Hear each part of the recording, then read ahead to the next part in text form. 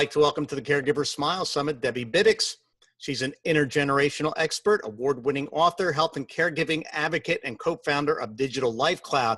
She co-authored the Elder Care Review, a guide for quality control, also co-authored the award-winning BioBinder series, including Cherished Memories, which we're going to hear a little bit about, Time Efficiency Makeover, and the Senior Organizer. She co-authored the book and life lessons with Chicken Soup for the Soul authors Jack Canfield and Mark Victor Hansen. The list goes on of what she's done. Her website's debbybitticks.com, but we're going to get right into this important conversation about documenting your life story. So, Debbie, welcome. Thank you. All right, let's start with your own personal story. Why was interviewing your father the most meaningful journey for both of you? And tell me about the joy it brought to many generations in your family. It did. Let me start by saying that all of us are just one phone call away, and that all of us are a chapter in the life of our parents. So I got my phone call, and I was told to come to my father's office immediately because there was something wrong. And I said, oh, no, I can't come there right now. I've got a sister with cancer. I'm so busy. And they said, no, you need to come now. So I canceled everything, and I went to his office. And by the way, my father was a rabbi, and he had served his congregation for like over 60 years. So I knew him, but I wasn't really in his world.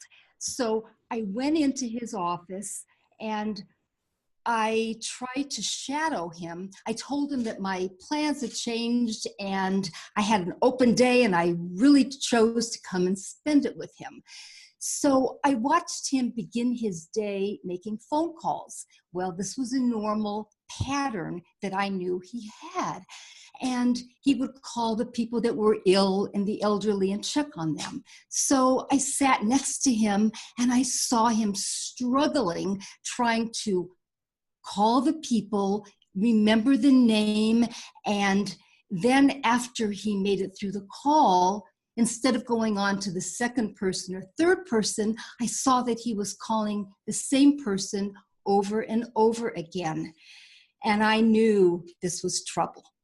So then I decided, okay, I'm really going to spend the day with him, and I'm going to shadow literally everything he did for the entire day. I'll fast forward and tell you that after all the medical appointments and the diagnosis of early Alzheimer's, my husband and I made the decision to bring my father home. So the first 2 weeks that he was there, I put a second bed in the room with him, and we would wake up during the night and kind of like stare at each other. And I mean, I knew this man my whole life, but Anthony, I didn't really know him. So I called my daughter Lynn, one of my daughters, and she's got a master's in social work. And we had worked together in intergenerational settings before, professionally. And I said, Lynn, we need to create an easy way to get my father's life story. And my mom had died, and I never got her story. And I regretted it. I still regret it so much. So my daughter was amazing. And she said, Mom, we will do this. And so we met with other professionals. We talked to Dorothy, a professional organizer. We talked to different therapists and psychologists, and we put together the easiest system to get his story. And it started with his childhood, and then teenage years and adult life, the favorites, and his philosophies, basically an ethical will. So let me go to the very beginning. So when I told him I wanted to interview him, he was so excited. And it was the first time it was an opportunity for me to actually get to know the person, my father. So we started with his childhood, and he was warm and communicative, and his body language was relaxed. And he told me he was the youngest of 8 children in Germany, and they had a loving family. And I just experienced a man who became very affectionate, and I understood his early loving memories, and I was so happy to capture it. And my children and my grandchildren, they were amazed because they were not only learning about their grandfathers and great-grandfather, both generations, learning about his childhood, but they were amazed at what life was like in another country and the technology. And I found that the kids were visiting, coming over all the time, and the grandchildren in ways that had never happened before. And suddenly he wasn't just, the rabbi, but he was their grandpa. So we got through childhood, and it was wonderful. Then I took him into his teenage years, and the body language changed, and he got very tense. And I thought, wow, what's going on there? That's when I realized that the wonderful, warm, secure childhood was about to come to an end. And I learned about the anxiety that my father felt because the 8 children were facing Hitler coming into power. And I never thought of it from that emotional perspective. So as I moved through his teenage years and I got to his adult life, I had a whole new understanding of my father, because I realized that the lights were left on in the home, the money in the bank, everything that he ever knew, and 8 children dispersed around the world. And I realized what his teenage years were really like. And then getting into his adult life, for the first time, I learned how he came to America. I learned the struggles of coming to this country, and then he went into the service. And my children and grandchildren, they were just mesmerized by this true story that they were learning about him. And again, in all of that, they were learning history, they were learning all kinds of technology, and they were thinking about their own young years versus what their grandfather and great-grandfather were going through. And it was bonding my father to me and to them in ways that we never could have imagined. And throughout the process, he would just hug me and thank me for wanting to hear all of this. It was like it was bottled up in him and he couldn't wait to share it. So Right. Yes, it was a joy, and it was an amazing experience. And it sounds like it's on both sides for you, the family, and for your dad. So Yes. you've written your own life story. Is that true? Oh, yes. So tell us a little bit about that and the benefit you've gained from that, because you've done it at a time when people should do it. And tell us a little bit about that. I am so happy that I did my life story and that I did it early. And Anthony, the beauty of doing your life story is that you not only, well, it's like you connect all the dots of your life and light bulbs go off and things begin to make sense in your life. And a couple things I'll share quickly. If I were to go through all of it, we'd be here for days. But 2 particular things I found to be the most important. One was when I went through my childhood, the first thing that hit me was my dyslexia. And suddenly I thought, wow, I looked at that as a disability. But then as I was reading back my childhood, I thought, wait a minute, it was a gift. Because what I realized is I never gave up. So when I couldn't copy things off the blackboard like the other kids, it come out backwards or upside down or whatever, and it was difficult to learn to read, I taught myself how to read. And I had written something called Debbie's Toolkit. I've kind of forgotten about it. But that Debbie's Toolkit was my way of teaching myself how to read. I used to, with chalk, draw letters on the pavement and walk the letters. I found methods of learning. I became a terrific reader, and I was very good in all the other subjects. But what I realized for the first time was the life lesson of that not being this terrible thing, but turning out to be a blessing and a gift. So later on, when I was going through my adult life in the book, the dots were connecting. And I thought, oh my gosh, I actually took that and that toolkit when I was tutoring a child later on. I became an educational therapist, and this young boy was so depressed, Anthony, and almost like he would commit suicide someday. So I told him I was just like him when I was a kid, and he couldn't believe it. And I brought in my little toolkit, and it changed his life. And I thought, wow, here we are connecting dots. I never would have thought of that had I not done the life story.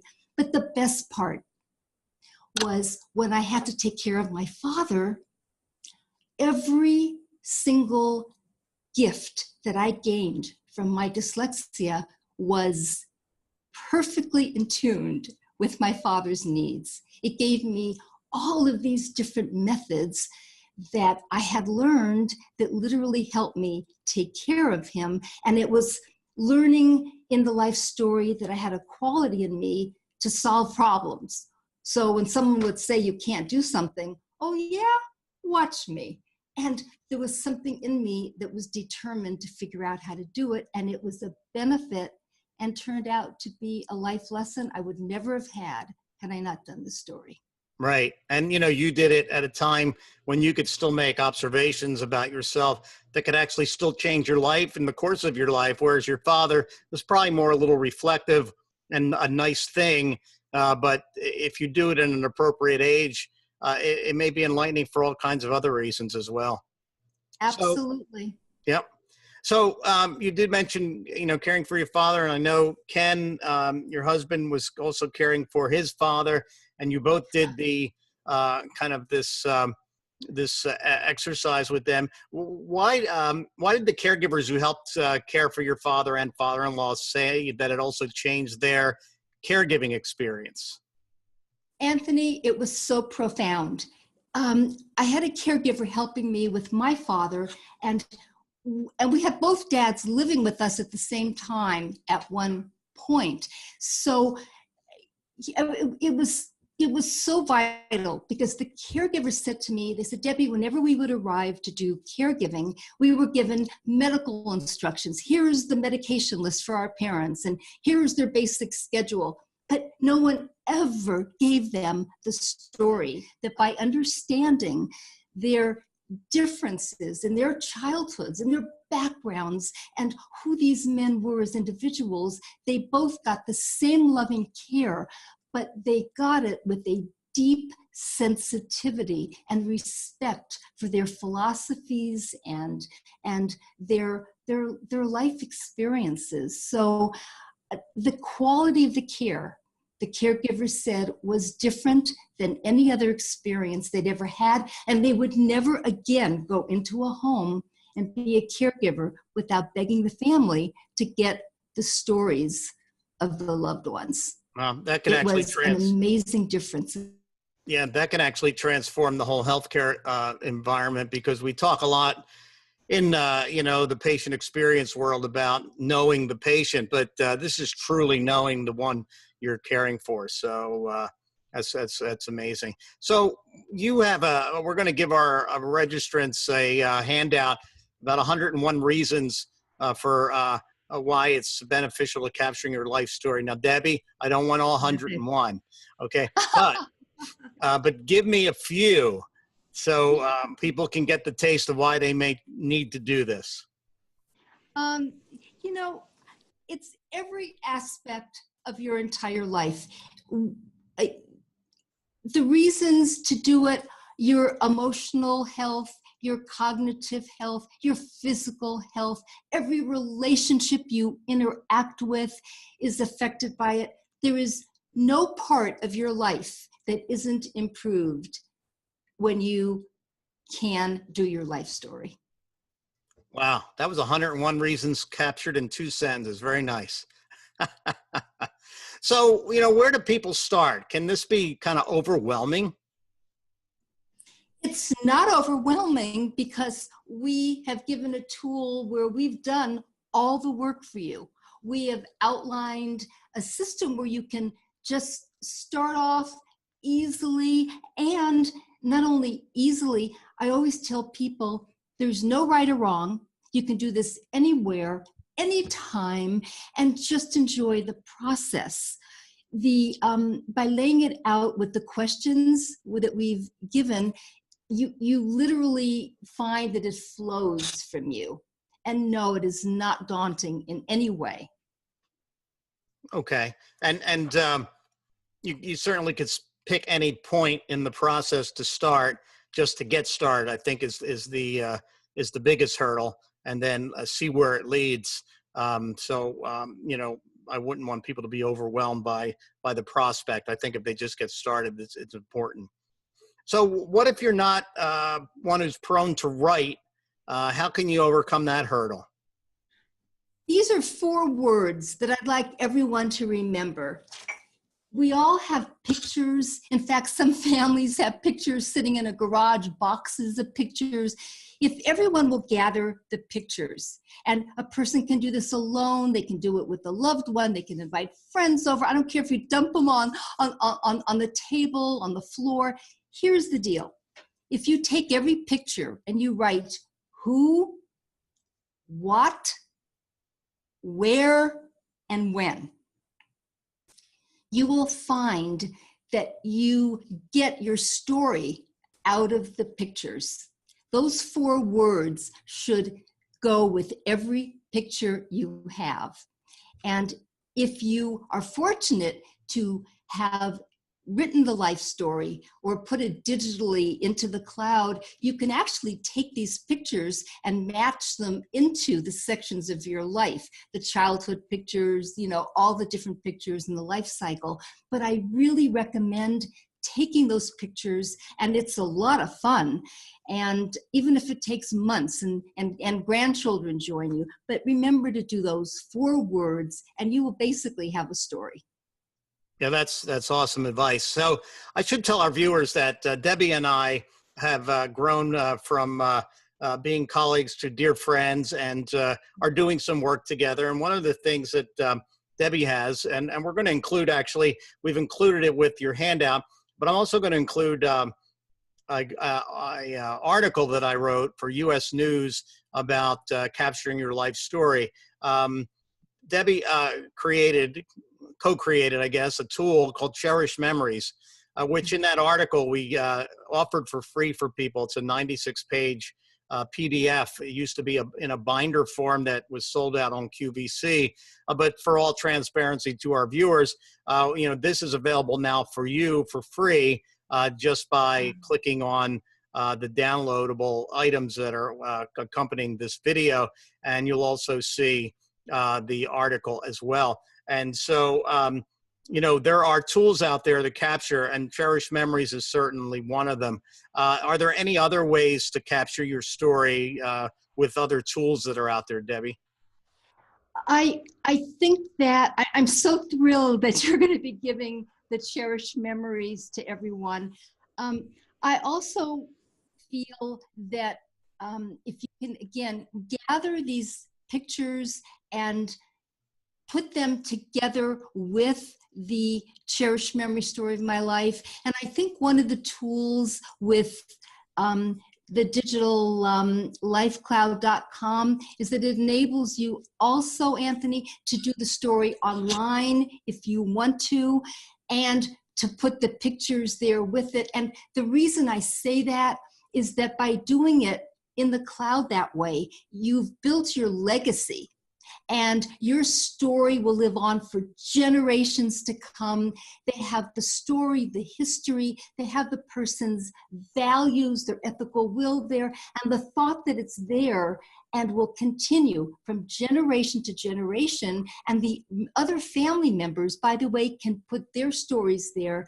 I think having it in the cloud and having it accessible for the generations is invaluable. And I'd like to add to that, it can save a life.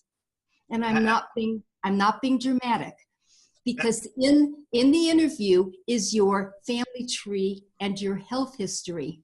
And Anthony, when we did the health history, my father, we got into the discussion is, why did I lose my grandma in her 50s? Why did I lose my mother in her 50s? Why my sister in her 50s?